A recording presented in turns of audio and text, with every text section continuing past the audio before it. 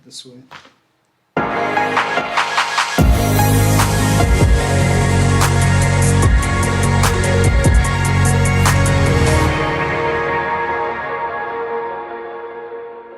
Hey guys, Dr. Will here. Today we have Kylie. Kylie is a doctoral student, so she spends lots of time at her desk doing research, doing doctoral student things. She doesn't have any specific complaint today, but we're going to get her adjusted so she's feeling better and she can continue to be productive.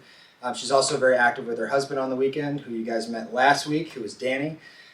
So we're going to just show you guys kind of what a maintenance adjustment looks like. Now I know Kylie has a yoga background. She's very flexible, very mobile, so that's going to change the way a little bit that I approach adjusting her. So I'll show you guys how I change the way that I adjust depending on the patient specifically. So first thing that I'm going to do is I'm going to check Kylie's spine and kind of see which areas might be stiff. Now Kylie said that her back tends to kind of crack on its own.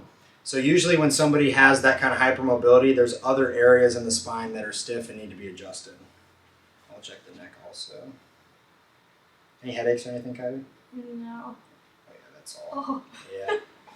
Yeah, there's always stuff in, yeah. So she has kind of like some lower cervical stuff, which is a little bit less common, but definitely something we can take care of. And her posture is actually pretty decent, even though, you know, she's obviously working at the desk a lot. I think probably the yoga's helpful with that. And we'll check the low back also. So right side of the low back is pretty locked up through here. Not really any movement, and then lots of movement on the left side. Okay, let's go face up, Kylie.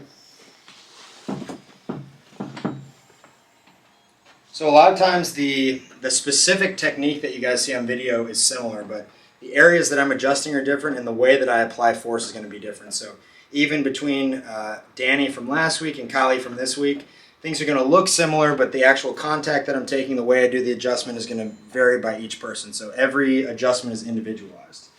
So I'm going to drop it this way. Slide down just a little bit. And you've been adjusted quite a bit before? Yeah, I'd probably say maybe 10, 20 times. Okay. She's a Midwesterner, so, you know, us Midwesterners love chiropractic, so cross your arms this way.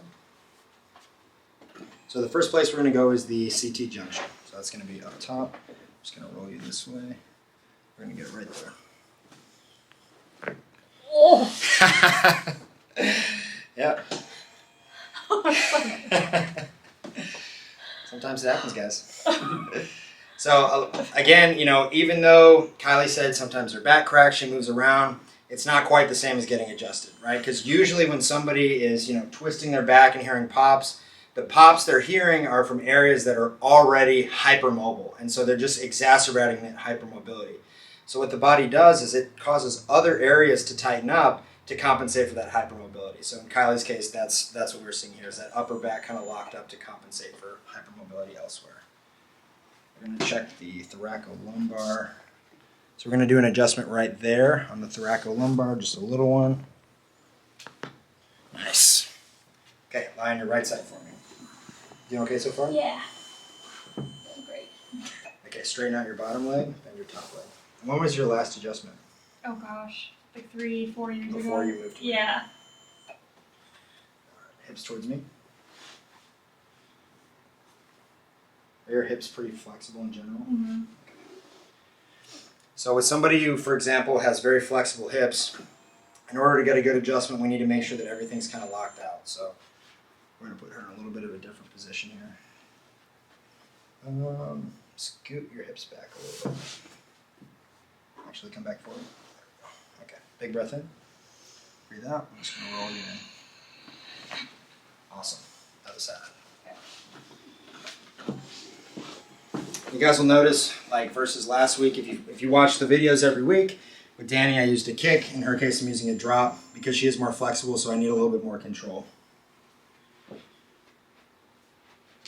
Let's bring the hips this way. We're going to pull you out like this. Good, big breath in. Breathe out. Good. Face up. That one already started popping as soon as we moved.